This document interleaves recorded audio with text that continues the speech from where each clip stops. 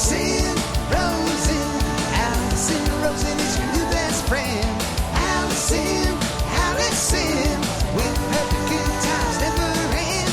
Alison Rosen, doing the wavy pencil dance again. Alison's your new best friend.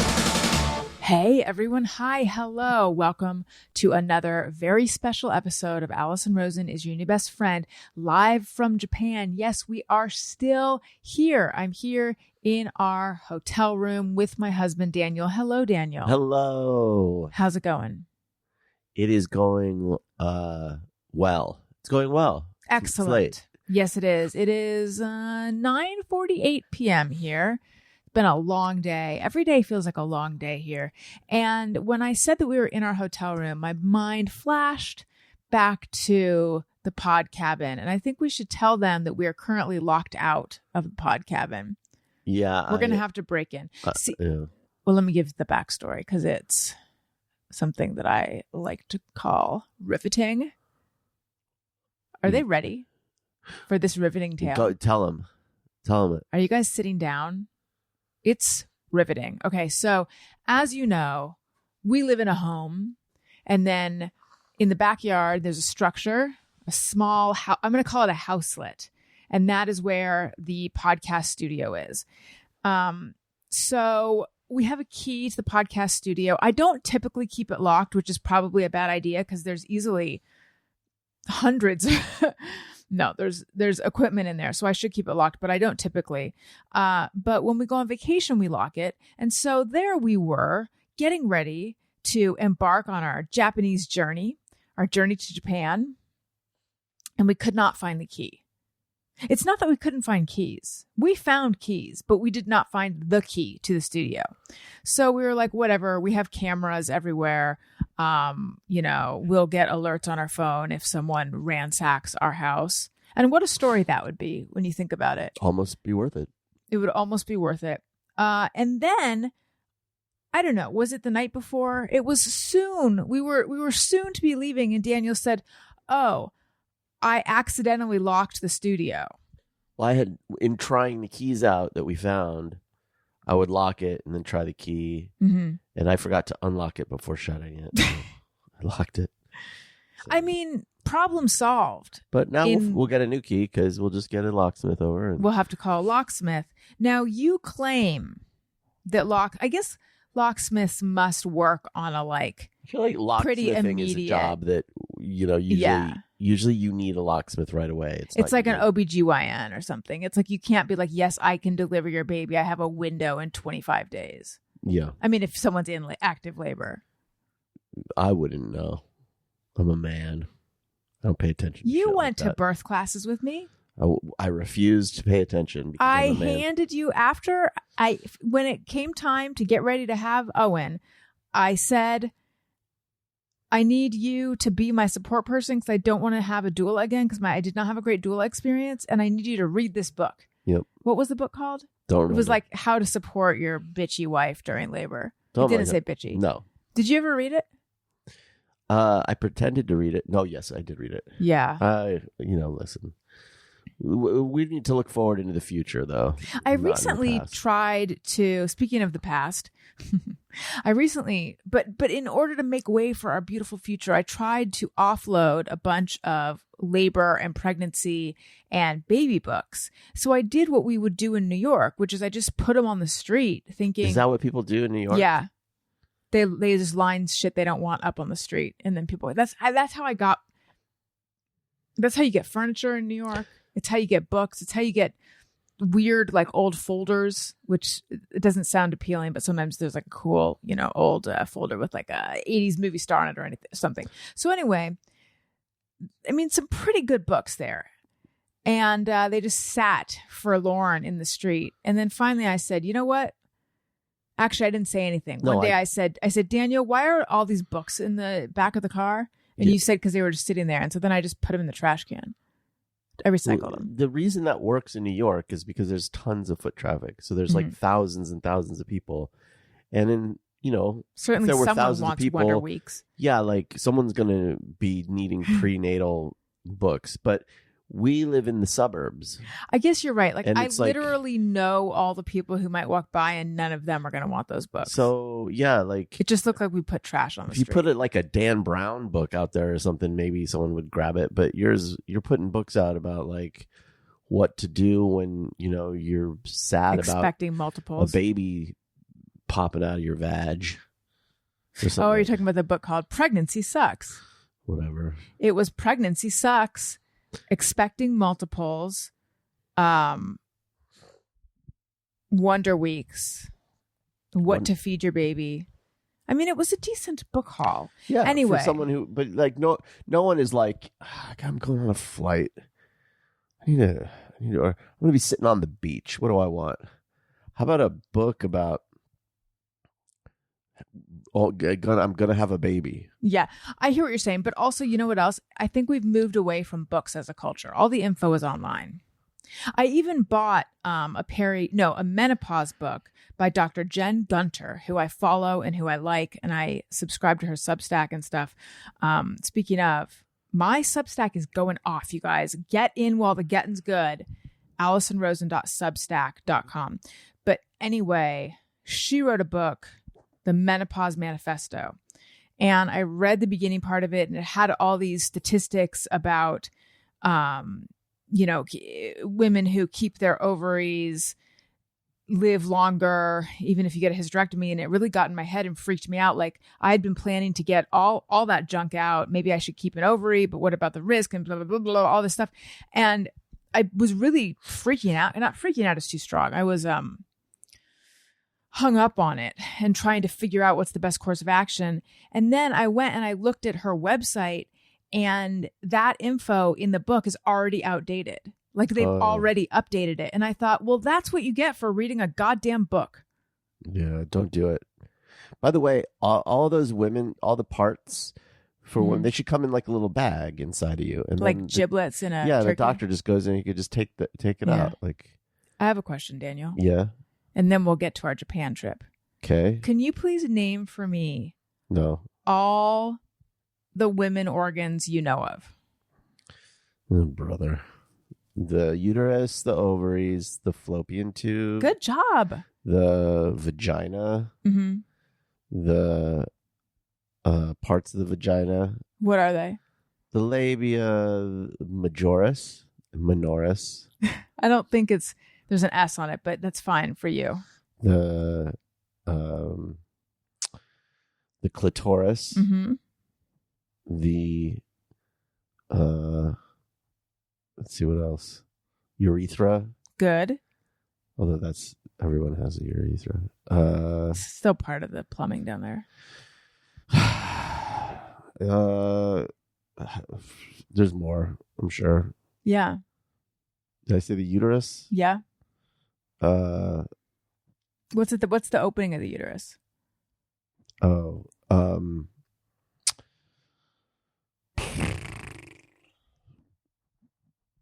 the fucking, I forget. No one cares. Yes, I do. No one cares what I know. I do. Well, then let's see. It's the, brain. This is the part that dilates. Mm-hmm. Good. You're so close. Oh, stop. What are you trying? What are you acting like I don't know anything? I was there with you every step of the way. I knew what I needed to know when I needed to know it. It's like when we bought diamonds. I knew everything there was to know about fucking diamonds. I knew every cut, every grade, every fucking everything, the letters and the fucking this, the that, and then the second we fucking bought it, I flushed it out of my mind. So That's how it works. Never gonna buy another diamond. When you are wedding ring shopping, everything in your brain vacates in order to make room for so much detail and trivia about rings. And then the second you leave, it goes away. Like, do you ever find yourself looking at a diamond and thinking like, what grade is that?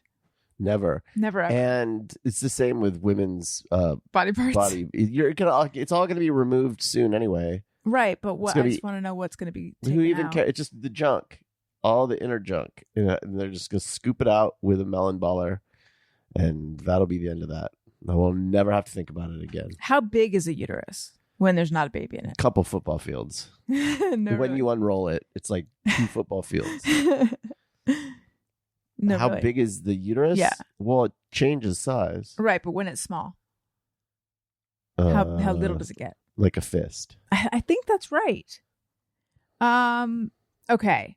So you're missing that one thing that dilates for the baby to shoot on out. Cervix. Yes. Good. Why are you making me hammer this stuff into my brain? And then This is real estate where I could be shoving Japanese into it. And then also there's one more word, and I'm not sure that I know exact. Oh yeah, I do. Okay. So think of the vagina. All right. Now, you said Slow down. think of the vagina. Thinking about it. Now, let's say you're going to like give it a slap, but you're not slapping. Slow down. You're going to give the vagina a slap. Yeah. Now, you're slapping the area that hair covers. What is that called? Not my girlfriends.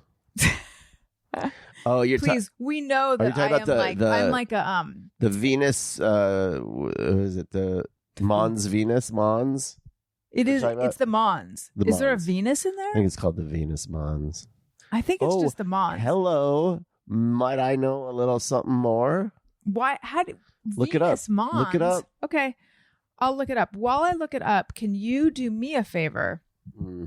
and try to remember what was going on when we last recorded? Because I feel like we need to catch them up on some stuff, but I can't remember anymore. I don't even remember. Honestly, the last 3 weeks are a blur. I don't remember when we last recorded. Was it a week ago? 2 weeks ago? I don't know. Okay, so it's the Mons pubis, but then what is the primary function of the Mons veneris? In females, the Mons pubis is sometimes also called the Mons veneris and provides protection over the junction where the pubic bones meet. Well, What does Mons veneris? I feel like I was close enough. The fatty cushion of flesh in human females Hey. situated over the junction of the pubic bone. What do they call the fatty portion out that surrounds the vagina? Do you know this one? The Mons veneris? No, the female. Yeah.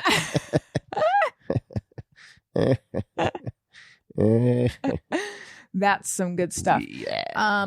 Burn. Here's one more What? medical word. I bet you don't know this one because I didn't know this word for a while. What? What is referred to as the fatty apron? You could have used. It's also the straight line for your joke. The fatty apron that like covers the lady organs in the front. Sorry, not the vagina. That covers the uterus and stuff. Like inside? Yeah. There's like a apron of Oh, I fat don't that fucking covers know. it all on the I don't inside. know. What's it called? The omentum. Great. You might, if you ever go on Jeopardy, they might ask you that. When am I ever going to need to know that? Like the omentum. Don't you like knowing stuff? I like knowing stuff that's useful. I really don't love knowing things that I'm never going to use. Really? It feels like a waste of time and brain space. Now I Is know this- the omentum. Great. Is this part Great. of your whole, like, do they know? I think they know. But when we met early on, you claimed that you were not a word person. Correct. And that's like, it's shocking that I still fell in love with you because words are so important to me. Yeah. And then it turned out, I realized kind of recently that actually you are a word person. You just think you're not a word person. Or I'm not a word person and you're dumber than you think you are. This reminds me of my favorite tweet of all time that I've talked about on the show. It was Dave Hills, and I'm not going to remember it exactly, but he's like,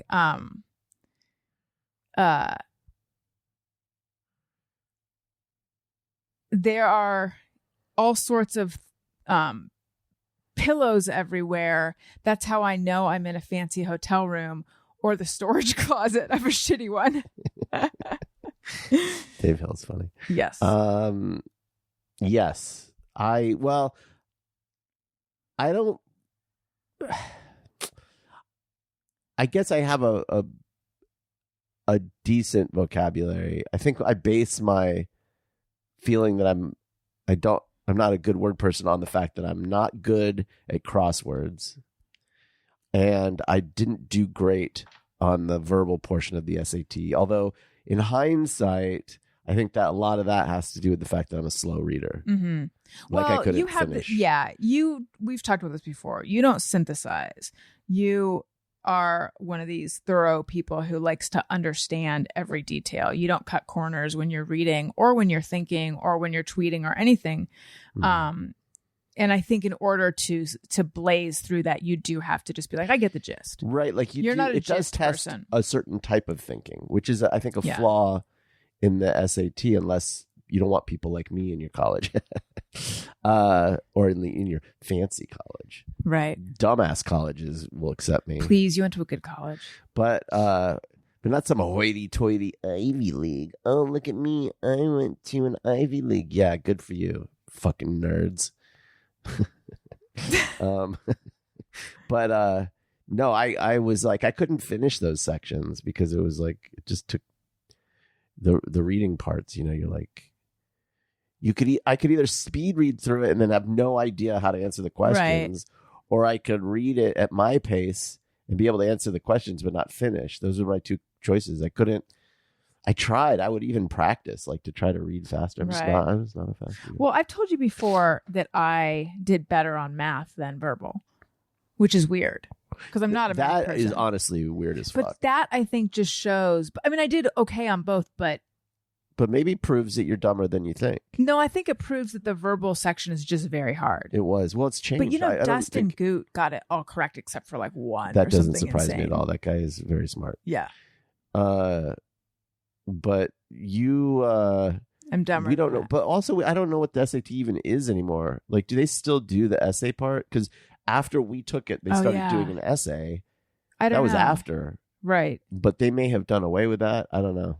I feel like some schools are doing away with even taking a standardized test. Well, they did, but now they're coming back to it. But like, it's not weighted as heavy or something. I don't know. I don't know. Yeah, I don't Who know. knows? Who knows? We don't know. Well, I No don't know. one knows. Nobody. Anyway, a couple things that I need to share with everyone. First of all, in Japan, you cannot take food to go. You can order food to go. You can like order it Yeah. for pickup to go. Japan needs Not to like in that many places though. But if you're at your meal and you have food left over, no leftovers for you. you cannot take it to go. In fact, one of the first dinner, we've been here for what feels like years. We've seen less than you would think. We've seen an embarrassingly little amount, but we've still seen a lot of stuff. But just, I feel like given that we've been in Japan for 3 weeks, I should already have like a second Japanese family or something, I might have one. You might have one. I don't feel that we've like ingratiated ourselves into the culture or made roots or seen a ton or anything like that. So We've seen a fair amount. we've seen some stuff, but I'm just saying, As much as you might expect. if you took all the stuff we've done and boiled it down and shook off the days of like the time we've wasted, we could probably do the same in a week. Yeah, but it'd be a hectic week. That's true.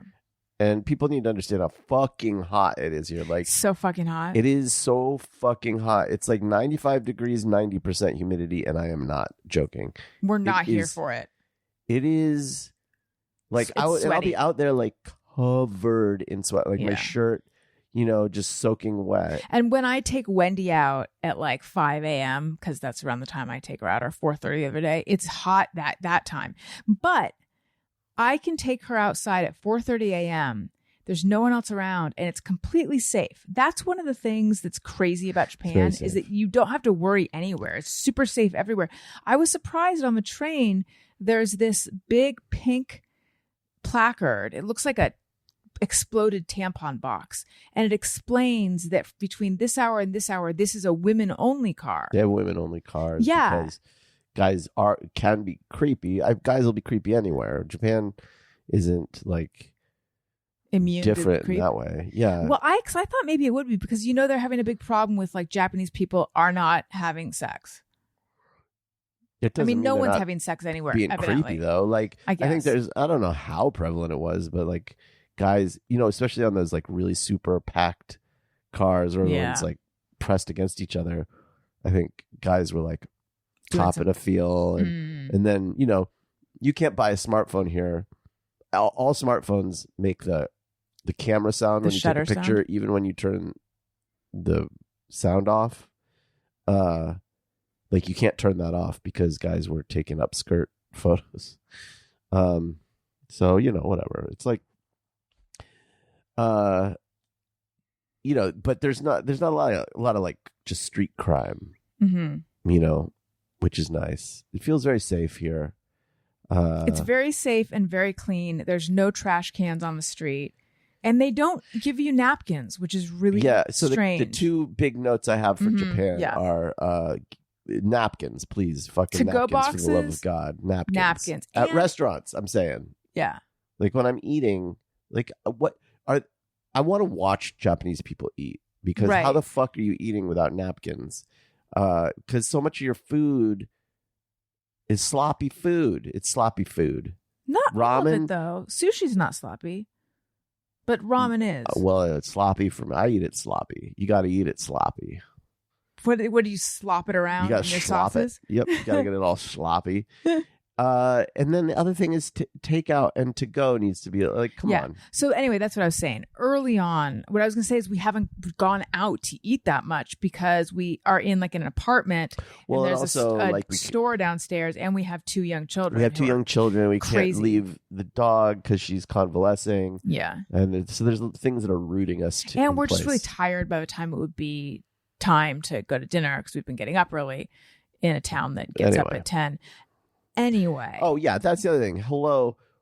Everything opens at fucking 10 a.m. Including Starbucks, which opens at 11. Starbucks. What the fuck? What are you doing, Japan? What the fuck? So the Starbucks is open super late. Yeah. And opens late. Like. The one time that we are actually waking up early. And you'd think, oh, well, you know what? Like, that's just because the Japanese aren't that into coffee. Wrong. They're obsessed with fucking coffee here. Okay, like one of the things that you see every fucking 10 feet, there is a vending machine. I swear to God, every fucking half a block, there is a vending machine, which I love because, you're never half a block away from being able to get some water or whatever. And usually... Or 8,000 kinds of tea. Well, no. So the vending machines are usually a couple different kinds of water. Yes, there'll be like a green tea, sometimes a black tea, like iced tea kind of thing. And maybe a Coca-Cola. Okay? But honestly, the soda part of it, not a given. What they will have, the rest of it is just 18 different kinds of iced coffee. In cans or bottles. Yeah, like, and they're good. Like, I've tried a bunch of them, and they're all very good. They're all better than the canned iced coffee you'll get in the U.S.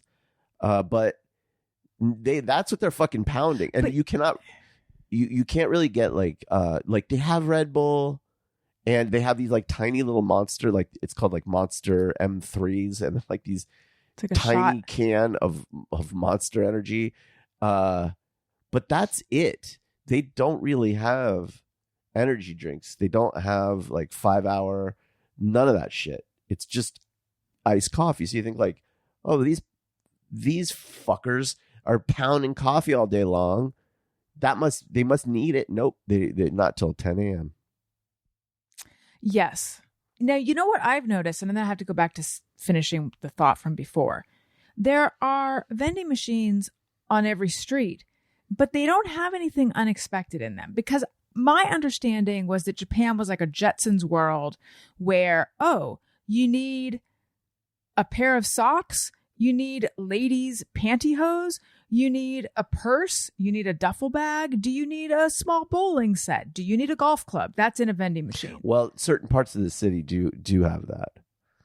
Well, I haven't seen Most Except- places just have drinks. occasionally you'll find like some food options. Yeah, there was food in the vending machine in the station But also by the animal hospital. in the There's, like, station, little cakes. in the station here are Mhm. like local. If you go down there are vending machines that have like ice cream or even like But that's like not rice unheard of. bowls. These aren't unheard of things for a vending But there are machine. places in Tokyo I think there's supposed to be like underwear in a vending machine. you can go that have those crazy vending machines. But also I think maybe in Osaka that's more common. Like every city's got a different character. Anyway, we haven't seen a lot of that here. Yeah. As a matter of fact, we haven't seen a lot of weird Japan. Well, no, we've been talking about this. I was under the impression it was going to feel like being dropped on the face of the moon. And I think we did talk about this last time because we said it feels like being in Century City. I've been thinking about it, and I think like my expectation based on my previous trip to Japan, I was like, oh yeah, when I remember that, it's like it felt to me like I was on a different planet. But it's like I was in it. First of all, I was in Nagoya, which is a whole different city, whole different vibe. I was staying with a family, so I was in a home, and it was like 30 was there a years toilet a ago. hole in the ground? Yeah, like everywhere. Like I didn't see like a normal. I didn't see like a Western style toilet. My entire maybe I did, but I don't remember it. And maybe they had one in that house, but I don't remember them having one. The bathtubs were different. They were weird, like weird. Again, I'm using the word weird only to mean it's like different from what I'm used to. They had the sort of paper walls. Everyone sat on the floor. There were no chairs. What was like the the whole bathtub thing was. like? The bathroom had the bathtub. I think in a home you still find it like where the bathtub is like instead of it being a long like what we have here, Mhm. like a Western style bathtub. I Right. would think it's more like a sitting bathtub where it's Like like a basin? the volume is. So instead of it being like, I don't know, like what are the dimensions? It'd be like, let's say 6 by 3 or feet, something. 6 feet by 3. Uh-huh, It'd be more two. like 4 by 4. Okay. But the 6 feet is down. Oh, interesting. So you're sitting in it. It's like a one-person bathtub. Right. I always thought that was the coolest thing. That sounds neat. Yeah. I mean, dangerous maybe, but one thing I love about Japanese culture is they take baths right before bed. I've been showering before bed, and it's just this is my new life. I've got a bit of a bone to pick with our shower, but Well, our shower sucks, but I would say hang on. Showering before bed or bathing before bed is absolutely the way to live. Nothing feels better than just like slipping under the covers after I a find shower. it wakes me up. That's my issue with it. But other than that, I Okay, agree. so what's your my bone beef pick? with our shower? Yeah. I feel like I'm in a good place with our shower right now, but our bathroom has a handheld nozzle, but it doesn't really stay in the holder. So you have to it either squirts at the one wall or squirts at the other wall. So you have to kind of contort your body to get under it, or you have to just hold it the whole time. However, I feel like I finally, if you position it and then you position the long cord, you can kind of get it to stay. Have you noticed? Can I admit something? Sure. I have no idea why there is such a thing as a fucking handheld shower head. Like, what the fuck? Like, I've never. We just installed one in our own shower. because you wanted it. Okay. Excuse me. But like, are you sitting there in the middle of your bath, like having to move that shower head around? Like, can't you just move around and get yourself rinsed? yes. Like, is there a single spot on your body where it's like, I can only reach if only I had something I could point up to that one spot. Yeah, like a I feel blind like- spot. Like a shower blind spot that's this part of my body's just never been cleaned. It's just dirty as fuck. It's just like a Listen. 1-inch square dirt crust. And thank God now I have this. It's insane. I feel like I can get my hair rinsed better when I can get it closer to my hair. Oh, is that what you're doing? You're Yeah. putting it up against your scalp? Well, not on my scalp, but I'm getting Yeah. it closer. But then also having a handheld is good for rinsing. Like if you're cleaning the shower, for rinsing it, then you can rinse So Rinse it's out the for shower cleaning more. the shower and hair. getting more pressure, water pressure on your scalp. Yes. Well, The have greatest you trick- now heard of everything? The greatest trick the devil ever played on us was convincing us we needed a handheld shower head. That's what I believe. Yes.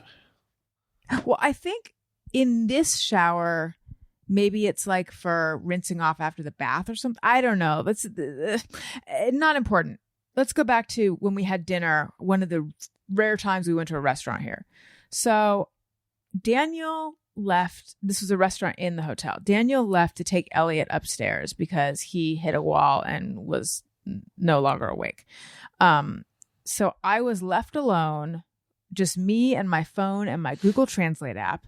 And I typed out, could I take this to go? Could I take this to go and order a dessert to go? And the guy looked at it and he said, no. Just no. He said, no, just pizza to go. And I said, oh, okay. And then I jumped off the balcony. And then tonight we went out to a ramen. It was so good. I'm usually not a big ramen it was great. lover, but the broth was delicious. It was really good. But it was one of those places. I wanted to go to a place where you order, because like, I feel like the common thing with ramen places here is you order it like a kiosk. There's like an ATM machine. But sometimes it's like a digital screen, but sometimes it's like more mechanical, like those old cigarette machines. But anyway, then you get a ticket, you pay, and you get a ticket, and then they make it and give it to you. That's what we did tonight. So that's what we did. I wanted to go to a place like that, and it was really good. It only took us 17 tries to place our order. Oh yeah, you don't have any fucking time. Like you put your thing in there, and then it's like pay with cash. It's like okay, and I'm looking through my your new cash, coin and purse. it's like it all disappears. You got to start over. Well, I had my coin purse, but here's the thing: like with yen, you're paying in thousands, and like I'm still not used to the money here. And I knew I had some 10,000s in my person, and I'm trying to break them. So I put. The thing was like 3,000. Our meal was like 3,000 something yen, and so it was like I put in the 10,000, thinking it was a 10,000, but it was only 1,000. Mm-hmm. I'm sitting there waiting for change, and I go, "Oh shit, that was only 1,000." And I was like, "Fuck!" And I start fumbling, and then it was like it spits the 1,000. It's like, "Fuck, get out of here!" It's like, "Fuck you, you're taking too fucking long." Yeah, so that only happened 16 times. And then I was like, "Fuck!" And then I had to, you have to do the whole order again, and every single time, Daniel kept calling me back over. I had put like 2,000 yen in dollars. It spit it out in coins. Oh. So now the second time through, I'm like, oh fuck, now I don't even have any 1,000s. It won't take anything bigger than a 1,000. And now I have all these coins, and yes, I have a fabulous coin purse. But it's like looking at these fucking coins, I'm not so I'm sitting there going like, where's the, and then it's like, fucking get the fuck out of here. Yeah. It did that again, and I had to seriously like 3 or 4 times. Oops. Lost my headphones. It was very frustrating for all involved. So anyway, we finally got the ramen. Yeah. So then at the end, I hit a ramen wall pretty fast because I was eating some gyoza dumplings, and then having the ramen, and then I just was like, if I eat one more bite, I'm gonna die. And then I ate one more bite, and I was like, I should not have done that. I feel sick now, but it's so good. Let's take it back. And so you asked the server. I asked if we could get it to take it to go, and then he did the Google Translate thing, which I feel like every time I used Google Translate, I'm like a huge failure because I was like hoping I could like communicate with my Japanese brothers and sisters, and sometimes I can, and then sometimes you've done quite well for. So I can do basic face. Japanese. I can do some basic Japanese. Like I can get by. Yeah, but like saying something like, can you package this to go? It's just not like I just don't have that vocabulary yet. Right. And anyway, he does the Google Translate back, and it's like something like, I can't do that because I will get food poisoning. Which is like, I wasn't even going to like touch that one, push that door. It's just like, you know what? You have a reason. That's all I need to know. You have a reason. Can't do it. Great. He told us we could take our one dumpling. Yeah, he's like, though. I can package that dumpling, but not the ramen. And it was like, you know what? You could literally have any reason. It doesn't matter. It's cool. I don't understand it at all. Like, I don't understand why you would be getting food. Why are you planning to like eat a little off of our plate while you're packaging it? Like, what's the fucking risk here? I don't get it. Like, you're literally wearing galoshes. Like, you're wearing. Oh my God. He was wearing knee-high galoshes. Yeah, like you. How much and a is mask. it getting They're all wearing around? the fucking the surgical masks and the fucking galoshes. Like, how afraid of fucking food poisoning are you here? Like, what did I just eat? Should I be afraid? Like, what's going on? But yeah, it was just like, I think Alison pointed out later. He was wearing all black and shiny white galoshes. It was a Luke. It was a Luke. That place was cool. They had some good Japanese pop music going. You suggested after that he actually meant to say, because Google Translate is not perfect. Mm-mm. And Japanese to English, English to Japanese is kind of hard because certain things like pronouns, for example, they don't really have pronouns here. Sorry, liberals. So like something like I might be like, it could have been. I think he was saying, he might have said like, I can't because you could get food poisoning. like he might have, that might have been what he meant to say. And the reason I think this is because on TikTok, I've now seen a few creators, and this is not medical advice. It's not scientific advice. I don't even know if what I'm saying is true. Someone listening might know what I'm talking about. I've seen a few creators say, like there's one I follow and her husband is a chef, and she was saying that something she'll never do is cook rice, put it in Tupperware while it's still warm, leave it on, and then put it in the refrigerator, because I think that raises your chances of getting, I feel like the name of the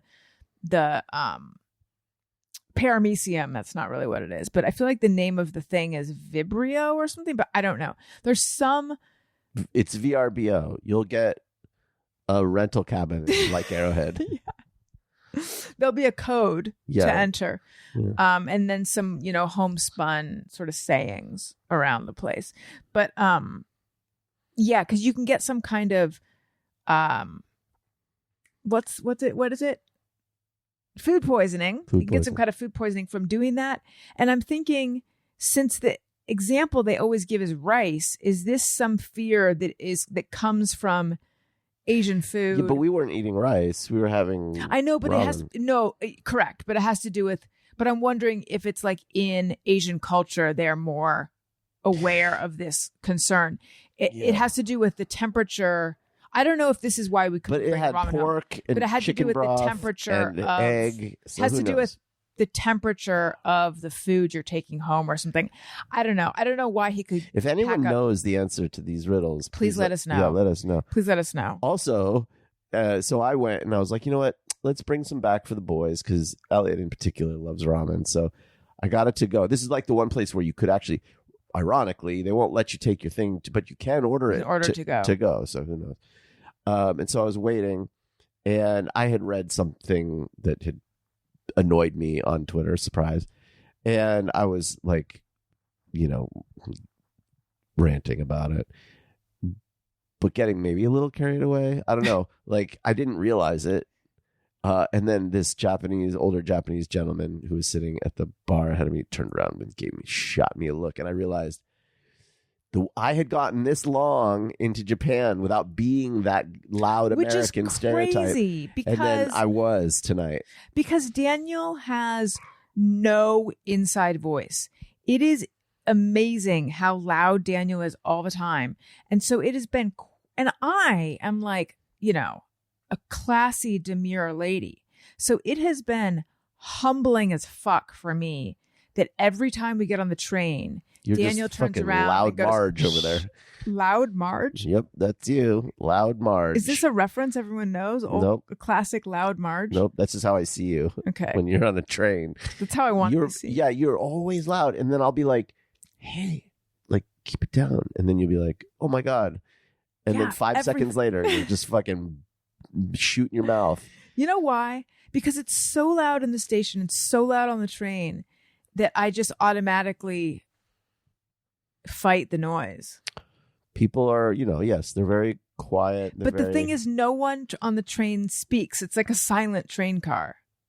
It's a silent culture. Okay, I don't know if I said this last time, but like, first of all, I want to say I love Japan. And I love... Is there a but? Well, I'm going to say something.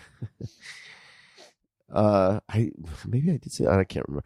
I love Japan. I have so much love in my heart for this country, for the people. Oh boy, I can't wait for to this hear culture. how offensive whatever I you're gonna say is gonna genuinely be. do, but like everyone here is like, that person at work who always like you're walking down the hall and there's like that Do you mean loud awkward, that awkward like who goes right, who goes left. Oh yeah. Like, no, you get off the elevator first. No, you like in every those people like every interaction is just like awkward and it doesn't need to be. Mm-hmm. This is a whole nation of people like that. Yeah, like, why is that? Like every single fucking person here is that person. I think it's because, and maybe they're just that way with us because Right. But it's like we're not Japanese. But it's like, do they do this with each other? It's something to do with the like over formality of every interaction, and everything is just like so like there's all this respect and bowing and just like, but there's like they don't like eye contact and they don't like physical contact, but in like all the, it's just I just feel like every encounter is awkward. Like just get off the elevator. Just go get off the elevator. Oh, like you don't there's have a lot to of who goes first. Yeah, and I feel like is this a thing where they're like you go first and then I'm supposed to go, no, you go first and then they go first, but I'm like, okay, and then I get off and then I'm fucking up the rules. Like, right. This is probably just, it's not that they're awkward, it's that the social rules in America are different than the social rules here, and it's just right. I don't know what they are, and so everything is just like you bet. I don't know. You go. If it is the thing where they say you go, and then you say no, you're supposed to say no. It's sort of like that thing. I've done that, and then they'll say no, you. Like they will not go if you're not. Right. I think they're still on the fucking elevator. Like I don't think they ever got off. But if it is the thing where they offer it to you, and then you're supposed to turn it down and offer it to them. And if you go, then you're rude. Then I fucking hate that. I do not like things that are that indirect. I don't do that. The first few days you don't I play did that. Well, I did it at first because it's like it would be like a lady. It would be like a lady sitting there at the door, and I'd be like, "Go ahead," and she'd be like, "No, you go," and it's like, and I'd be like, "No, you," and then it would be like, "No," and they're like, "Okay." Sort of like that thing where you're at lunch with someone. And they offer to pay, and then you offer to pay, and then no one will accept the other person's money. I've heard that, like, with cheers, when you cheers, mm-hmm. the person who is of a lower rank or a lower station, like if you're younger or if, you work for the person you're cheersing, you cheers lower. Oh, God. Right? So you'll clink glasses and your boss will clink higher, or your dad will clink higher, whatever, right? It's like the entitled younger generation clinking too high. Apparently something that happens with people where that isn't clear. Oh, God. So where it isn't clear who's of the higher, it'll be like this race to the butt. And what'll happen is the glasses will get, like bang on the lower, and so they'll be like on the table, like trying to be below the other person. Right. So I don't know. Look, small nit to pick. Pretty much everything else is better here. I never want to cheers with someone in Japan. That's so confusing. The amount of thought that you have to give to your relative station to everyone else is a lot here. Like there's like I haven't been there's whole sets of language, like your language changes based on who you're talking to and their station relative to you. It's just crazy. So I don't know. I wouldn't thrive here. I can't live here, but I do like it. Well, listen, I want to tell you something, and then let's talk about what you feel was our extremely Japanese exchange with Wendy's vet here. Okay, Alison Rosen's Your New Best Friend is sponsored by BetterHelp. What are your self-care non-negotiables? Maybe you never skip leg day, Daniel. Or therapy day. I never skip therapy day. When your schedule is packed with kids' activities, big work projects, and more, it's easy to let your priorities slip. Even when we know what makes us happy, it's hard to make time for it. But when you feel like you have no time for yourself, non-negotiables like therapy are more important than ever. I haven't been to therapy while I've been in Japan, and I had some days of feeling kind of blue and a little bit at sea. And I wondered, is it because I haven't checked in? I think it might be. If you've been thinking of starting therapy, give BetterHelp a try. It's entirely online, designed to be convenient, flexible, and suited to your schedule. Just fill out a brief questionnaire to get matched with a licensed therapist and switch therapists anytime for no additional charge. Never skip therapy day with BetterHelp. Visit betterhelp.com/bestfriend today to get 10% off your first month. That's BetterHelp, betterhelp.com/bestfriend. Okay. So I was trying to remember when we last recorded, had Wendy had her surgery yet? I have no idea. I think it was a year ago we last recorded, or maybe it was 2 days ago. No. Okay, let's think about it. It would have been, I think, on Saturday or Sunday here. And we used a photo from Team Labs Planets, which means that Wendy was already, that photo, Wendy had already, she must have already had surgery. She was in the hospital. That sounds about right. Probably. Is that right? I don't know. Doesn't matter. But anyway, a quick update or retread. She had surgery. The surgery itself went very well. That was like a very hard day for us just because I was freaking out and thinking the worst, and it took a whole long. Oh yeah, I think we did talk about going in and seeing her get that rings a bell. Like stitched up and stuff. And then this might be a repeat, but that first night she was stable, and then in the morning she had some arrhythmias and weak contractions and like some complications, which freaked us out. And but she slowly got better from that. And so then she is doing very well. She was released to us a week after her surgery. So today is in Japan. It's Friday. We've had her since Tuesday. And they sent her home wearing a t-shirt that's covering, she has 2 incisions.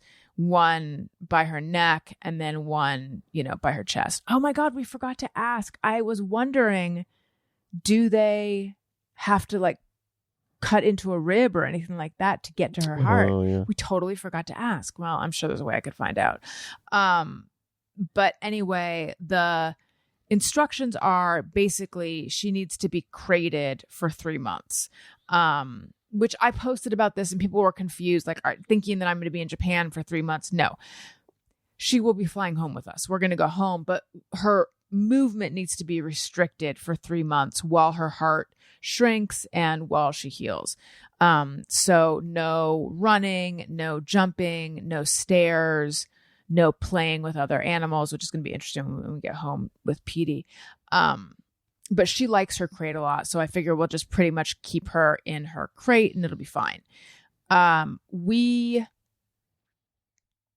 It's not like she ran or jumped or anything, but she was pretty unhappy in her crate here that was provided by the hotel. So we let her walk from her crate into the living room and walk around a little bit. We figured she's just walking around a little bit. I don't think that's the worst. Right. And like when we take her out to potty, we take her in a stroller, but she walks around a little bit on the grass. We let her sleep in bed with us one night, but she didn't jump or anything. So we go for her follow-up appointment yesterday. And this is where they're supposed to take out the stitches and do like, an echo of her heart and more blood tests and stuff like that. And the doctor says, oh, she looks like, wait a minute, she looks swollen on one side. And I felt guilty because I hadn't noticed that at all. Yeah. It's like, oh, she looks swollen on one side, too much movement. That was all she said. Now I knew what she meant, which is you guys have let her move too much, but all she said was too much movement. And then they took Wendy in the back. And then they drained some fluid and did a bunch of tests and stuff. And then when they gave her back to us, and then she barked her head off. So we had to take her outside because she's not a well-trained Japanese dog. She's a loud American dog. She's not a well-trained American dog either. No, it's true. She's not well-trained, but that's okay. But she's not like biting or aggressive or anything. No, but she's just like vocal. very anxious and She's barks anxious her and fucking vocal, head yeah. off. From time to time, we've wondered why we chose to save this one. Yeah. Because she's ours. We've made a commitment to her. But she really is the problem We child. love this dog, but she's a pain in the ass. She's the problem child that's like in and out of rehab. Yeah. And like, oh, I have to go bail She's the her out. Hunter Biden of dogs. Like, you still love her, but you what's know, on her laptop? You'd prefer Bo. Like, if one of the two had to go, right? Yeah. You'd prefer. But anyway. So anyway, so they call us in to the room, and in the room there's a silver tray, and there are four. So her. It's always just been us and her. Who's her? The doctor. Yeah. And the vet. And then but the one veterinarian there who speaks English. So, but this other there's a guy a gentleman in there, and he presents this. He's holding this silver tray with like 4 or 5 vials full of red fluid, not blood, but like syringes, like big, thick syringes filled with red fluid. The silver tray makes it sound like it's like being served. It kind of was though. Tiffany It was like China. it was like a platter. It was like it was like a dish. Almost. I think it was like a medical tray that medical instruments would be on though. But anyway, it's somewhere between dinnerware and a tray that medical instruments would be on. So anyway, I walk in thinking for a second, I think this is medicine that they're going to send us home with to give to her, because they had given me syringes of a different medicine the very first time in case she went into heart failure. But then I realized like that doesn't make any sense, that these aren't syringes to dispense something. And then I'm like, oh, this is the fluid that they drew out of her. Yeah. And then she says, this is what we took out of her. Yeah. And then she's like, no, we can't take the stitches out because, you know, she was too swollen. Yeah. And so you have to get them out in California. Yeah. And that was it. I pointed out later that this is a very Japanese way of handling this situation. If this had been an American vet, when she saw that we had allowed Wendy to move around too much and get swollen, we we very likely would have gotten a talking to, or at least much more of a direct, like, you shouldn't be doing that. I think you need to. What have you been doing with her? Have you been crating her? Or are you letting her walk around? Like they would really drill into. Or like, just at the most polite, it still would have been like, you got to stop doing that. You've got to stop letting her move. having her move around. Yeah, because this is, it would have just been more direct. But in Japan, nothing is ever direct, and. On the one hand, I'm well suited for this environment given the house I grew up in. On the other hand, I hate it.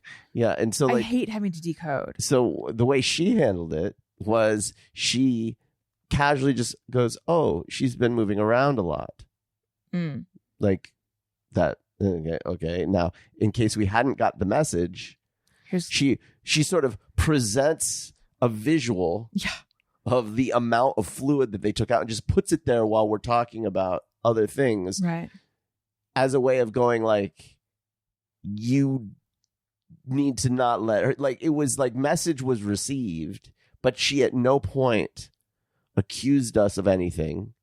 She at no point told us that we had done anything wrong, or were like, there was no direct. It was presented as if it has nothing to do with us. Like, oh, she's been moving around too much. But it was, in a Japanese way, it very much was. Like, she was absolutely sending us a message of, you fucked up. We had to extract this much fluid out of her because of your fuck up, and don't do that anymore. Yeah. But it was the most polite, indirect way.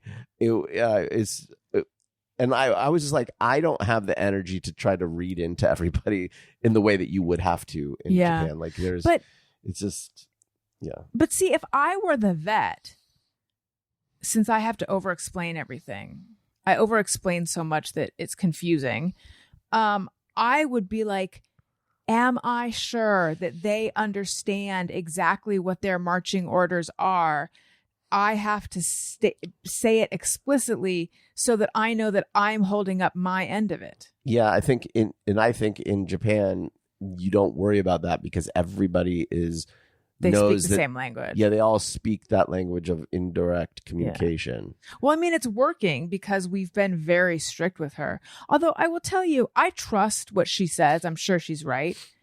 But oftentimes after surgery, they put in drains. I was telling my mom, and she's like, I would imagine that the fluid just builds up like it does after any surgery, which clearly that's not the case with this, since most dogs, after this surgery, that doesn't happen. But another question for medical people or chefs who happen to know about dog cardiology. Does fluid just build up, or is that from too much movement, or what's the deal? That's my question. Yeah. What else? I had something else to say about the fluid or she also I asked her, how do I tell? Like, I hadn't even realized she was swollen. How do I assess this? And so she showed me how to lift up the t-shirt and kind of touch the area it should be flat and it shouldn't be spongy or anything. So I'm so ready to be home though. I am too. I mean, like, that's not to say there's still stuff I want to do here, and hopefully we can, like, the next couple days we can still have some fun and whatever, but like, I don't know, like, I just want to be back in my home and I want to be in my bed, my routine. You know what Owen misses? What? My robe. I have been wearing a robe here, but it's not soft like my robe at home. Like, I just want to be able to fart on my own couch. Yeah. I want to watch my TV. I want to drink coffee from my home coffee. All my stuff is in our home. Mm-hmm. I don't have my stuff. You know how it is. Yeah, I just want to go home and break into my studio. And also, like, as much as I love Japan, and as impressed as they are with my Japanese. Oh, yeah. It just, you can't ever feel, it's impossible to ever feel like, and you're not just like you always, whenever you travel, there is to a certain degree a feeling of like, I'm a guest, mm-hmm. right? This isn't my home. But like, this is that on just a different level. Like, even in Hawaii, I can feel comfortable in Hawaii. Or if I go to, when we went to France, it's like, yeah, this is different, but, there's a certain level of comfort that you can have. But in Japan, it just feels like, you feel like I'm an obnoxious foreigner? I think it's because everybody looks the same here. Mm-hmm. And so everywhere you go, I'm standing out. I feel like I'm not super conscious of it, but every now and then it's like, I feel like everybody looks the same is a problematic statement. So you should explain what you mean. It's a homogenous culture. Well, everyone knows what the fuck I'm talking about. Like, okay. There's a narrower band of human traits mm-hmm. in Japan than there is in the United States. Well, it's not a melting pot here. It's just a narrower. It's just like, everyone's got dark hair and they're, mm-hmm. Whatever. It's Japan. People know what I mean. And it's not racist. Me, I'm clearly Western. I clearly look like a fucking white dude from America or whatever. I stand out. When I was a kid and I was in China, we caused a fucking traffic jam on a freeway because we got out of our bus or whatever to go look at a fucking, what do you call it? Like a canal where they have the locks, we're watching the boats mm-hmm. and the locks. And there was a bridge, a freeway, and it was like a 5-mile long traffic jam because people were getting out of their cars just to stare at these, the Americans, at kids with blonde hair and red hair. They'd never seen it before. This is 87, so this is a while ago. But like, I'm just saying, like, this is not your home. This is not your country.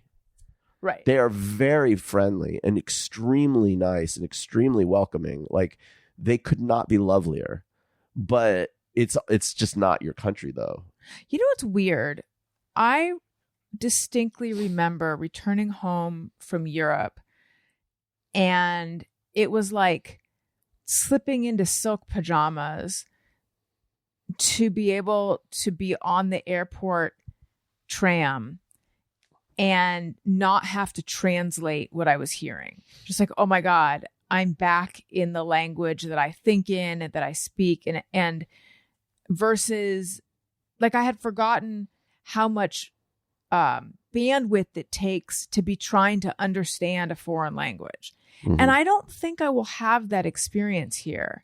And I wonder if it's because I'm not even trying to speak this language. Like I know my handful of words, but in France, I was trying to understand and speak French. And then in Italy, because I sort of understand and speak Spanish, I was really trying to understand and speak those languages. And here it's like, I'm still operating in English here. I don't know. It's weird. It'll be interesting to see if when we get home and everything's in English, if we have any sort of reaction to returning back to that. I think so. I think there'll be like my brain will relax a little bit. But also a weird thing, and I don't recall this being the case in Europe. On the elevator, it'll say the floor. That's just the building we're in. That's not every elevator. But the trains also speak in English. Like they'll go through the different languages. That's an interesting thing is like, and maybe it's just Tokyo. I'd be interested if this is the case in like Kyoto or Osaka or something. But like, there's a lot of English, like everywhere. But the people don't speak it. No, the people don't speak it at all because it's just as hard for them to speak English as it is for us to speak Japanese. They're very like difficult to learn the other language. But there's a lot of English, and I pointed out.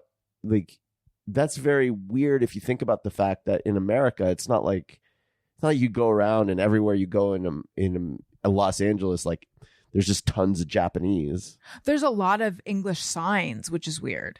Yeah, like I'm sorry, let me rephrase. There's a lot of names of stores that are English. Yeah, the store is just an English name and not like below a Japanese name. It's just the name is an English name. Like it's wild how there's much... a storefront called Dr. Beaver. Yeah. I took a picture. It's just wild how much like English is integrated into the society and yet nobody speaks it. Mm-hmm. Right. That's super strange. In a way that it isn't the case in the United States. Yes, there's like little Tokyo or whatever, like neighborhoods in areas of Los Angeles where you'll see a lot of it, but not everywhere. I don't know. It's interesting. Like, I feel like in the time between when I was here, when I was a teenager, and now, it's all become a lot more westernized, or a lot more, westernized. And culture has just flattened. Like everywhere. I wonder if maybe that's just true in Tokyo. Maybe someone can tell me if that's true. Yeah, so I guess we're leaving you with a lot of questions. One, why don't they do takeout food? Is there some kind of food poisoning? How do they do open heart surgery on a dog? And what's the last one? How has Japan changed in the last 30 years? Let us know. Thank you so much for listening. You guys are the best. Daniel, where might they find you? I'm back on X/Twitter. Kind of follow me there. Instagram, whatever. Yeah. And I have downloaded InShot, which is a video editing app. It's the same one that Elliot uses, which is amazing. It's what I gave him to use. Yeah, I know. It's Jillian Gottlieb, who I had on my Monday show recently. She said she's like a professional TikToker, and she said she uses it. So I'm it's pretty good. Good enough for her. It's and easy. Good enough for my 7-year-old, then it's good enough for me. So I got that, and then I am going to figure out TikTok, and I already uploaded. Daniel, I'm not so big that if the people want something, I won't give it to them. So I made a video showing off my bug bites that I've gotten in Japan. Want to know how many views it has? 10. Let's see. Like, do your TikToks get views? It's got 97. No, Wow. they don't. I've had a few that have like 37,000 or something, but it's been so long since I posted that now nothing is getting views. Like since I've been here, one has 360, one has 317, one has 361, and then the one from today has 97. So no, it's going to be a hard road back, but please find me on TikTok. I'm the Alison Rosen over there. And then also I'm going to be hitting that YouTube hard. You know why? Because we purchased camera equipment, which is currently we're locked out of access to, but we gotta make it worthwhile that we got that. So we got to start YouTubing again, youtube.com/Alison Rosen, patreon.com/Alison Rosen. We did a snack chat with Elliot. Owen joined as well. It is chaotic. But Patreon, I just fucking said that. Alison, get your shit together. Okay. You guys, thank you so much for listening. I love you. You matter. Goodbye. Hey, do you know about the Alison Rosen Show?